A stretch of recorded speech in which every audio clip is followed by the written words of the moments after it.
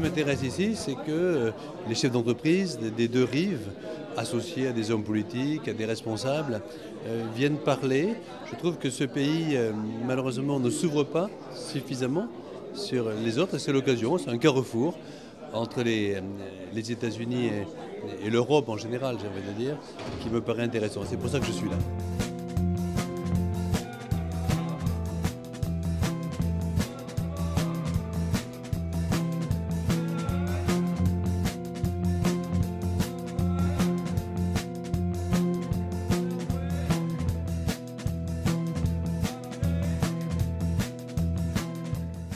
Il faut toujours donner des espaces de débat à nos animateurs de la relation transatlantique, ce qui a parfois manqué, je pense à l'époque de la guerre en Irak par exemple, c'est un dialogue serein sur les dossiers les plus difficiles.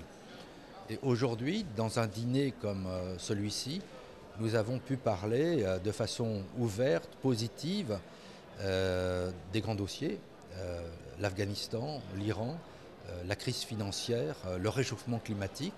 Et on l'a fait comme il se doit entre deux pays amis et alliés, dans un esprit de très grande franchise. Et il y a des sujets sur lesquels on n'est vraiment pas d'accord. Et puis dans un esprit toujours positif pour chercher comment nous pouvons, sur chaque dossier, trouver un chemin commun.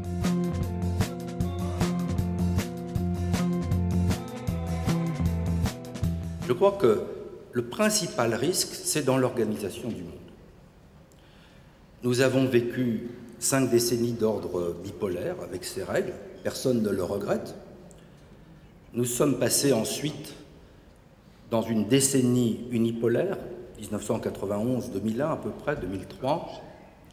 Et puis aujourd'hui, on voit émerger un monde progressivement multipolaire. Toute la question est de savoir comment on peut l'organiser. Il faut souligner que les États-Unis et l'Europe constituent à eux seuls plus de la moitié du PIB mondial. Et les échanges commerciaux entre nos deux continents représentent plus de 4 000 milliards de dollars par an. Et si ces chiffres sont si effarants que l'on finit par en oublier leur juste valeur, il faut garder à l'esprit que de ces échanges dépend le travail de millions de personnes, de part et d'autre de l'Atlantique. Thank you very much.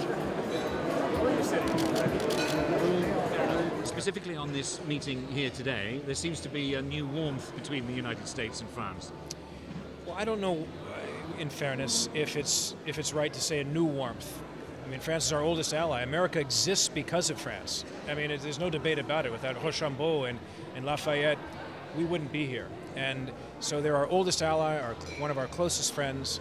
The new warmth comes from the election of President Obama and the election of President Sarkozy and the reintegration of France into the military integrated command structure of NATO and everything that comes with it.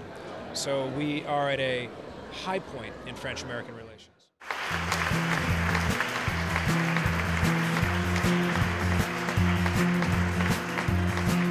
Je suis attendu de cette soirée, à dire vrai, je voulais apprendre d'abord de l'échange parce que je savais qu'il y avait quand même des invités de prestige, des gens qui sont assez influents au niveau national comme international.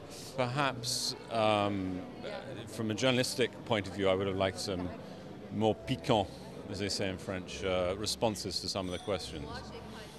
But overall, I think it's great to have this dialogue and to hear both Monsieur Levitt and the US ambassador having a conversation. I think was important, and there's a lot going on.